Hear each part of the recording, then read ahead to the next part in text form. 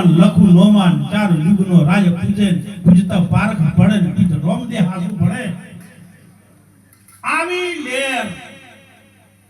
ભજન ઉપર ભજન ભજન ઉપર ભજન 2 વાગ્યા અને દેહળ દેવ ચુકા મહારાજ જે આવી ગયા છે મારી હાજરી નહીં અને ગુંભારવાડામાંથી દેહળ નીકળ્યો જેલના દરવાજે જઈ બૂમ મારી પોલીસ વાળાએ ખોલ્યું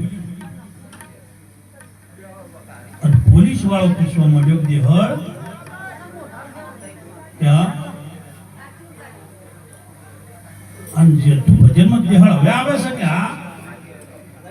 મહારાજ આયા હતા કે મહારાજ આયા અને આજ તો મહારાજે બેવટા માર્યા હજી છીએ અને મહારાજે બૂમ મારી દેહળ તું ચોપડો લઈ હાથમાં ફોનેસ લઈ અને મહારાજ પાસે સહી કરાવવા જોતો હવે તો થાય દેહળ ને શું વાત કરે કે હા મહારાજ આયા હતા કે મહારાજ આયા મહારાજે બૂમ મારી અને તું પોતે ચોપડો લઈ ગયો હશે અને મહારાજે સહી કરી છે તરત દેહળે પૂછ્યું કે મહારાજ તો ઉભા હતા પેલા પોલીસ વાળા કીધું આટલે મહારાજ ઉભા મોચો ઉભો હતો કે આટલે તું ઉભો હતો અહીંયાથી આ ધરતીની રજ ધરતીની ધૂળ લઈ અને દેહળ દીને સોપડવા માંડ્યો પછી શરીરે સોપડવા પોલીસ વાળા કે શું થયું આ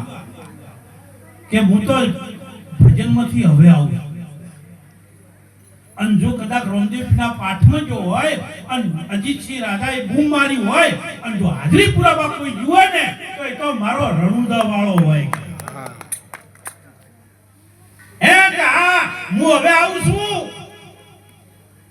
2 વાગ્યા 3 વાગ્યા દેહળને ચેર ના પડે સવારમાં 6 વાગ્યા બીજો જમાદાર આવ્યો એને ચાવીઓ આલી ચોપડો આલી હાજરી બધાની બતાડી અને સીધો ઘેર ના ગયો રાજા અજીતસિંહ ના ઘેર ગયા કે મહારાજ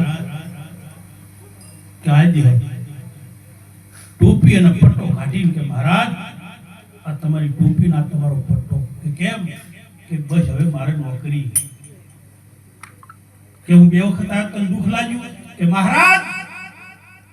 તમારી ફરજ છે જેલ ઉપર તમારે આવવાનું 2 નહીં 4 વખત આવો અમને આનંદ છે તમે આયા એનું મને દુઃખ નહીં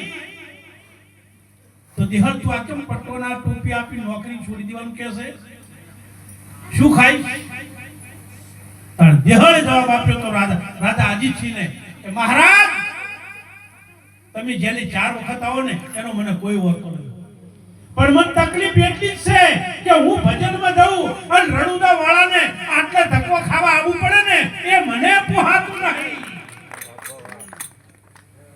અને મહારાજ તમે કહો છો ને કે શું ખાઓ તો જે હાજરી ભરાવા આવે ને એ ખાવાય આલશે તાણ આલશે ને આ વિશ્વાસ પણ એના ઉપર વિશ્વાસ હોય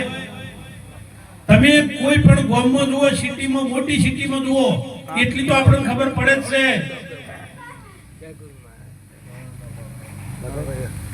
ગરીબમાં ગરીબ મગજ તેનું કોઈ કદાચ બગડ્યું છે ગોડું આપણે કોઈ પાગલ કોઈ જે કોઈ એક જગ્યાએ બેહી રહેતું છે પણ એને હોજે કોક જમાડવા વાળો મળે ને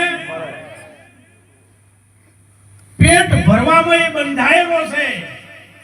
ભૂખ્યા ઉઠાડે છે ભૂખ્યા ઉગાડતો પેટ ભરવા માટે પરમાત્મા બંધાયેલો છે પણ આપણે તો પેટીઓ ભરવી છે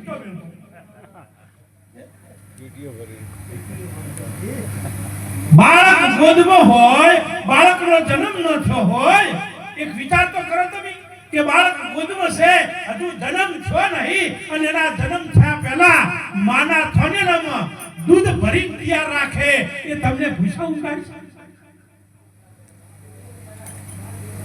એ તમને ભૂસા ઉગાડશે આ તો આટલા કરું તો છોકરાને મજા આવે ને આટલા કરું તો અરે કોરોનામાં કઈક ભાઈઓના હલવી ગયા ઓક્સિજન નતું મળતું વ્યાજનો ભેળ કરેલા ડોક્ટરો લઈ ગયા અને કઈ દઈને એ જતા રહ્યા શું ખરા આપણી શું થાય આપણાથી એ તો આ રણુદા વાળો હોય અને શ્રદ્ધા હોય તો તમને ખબીરે ના હોય ને કોમ થતો હોય, પણ વિશ્વાસ હોવો જોઈએ.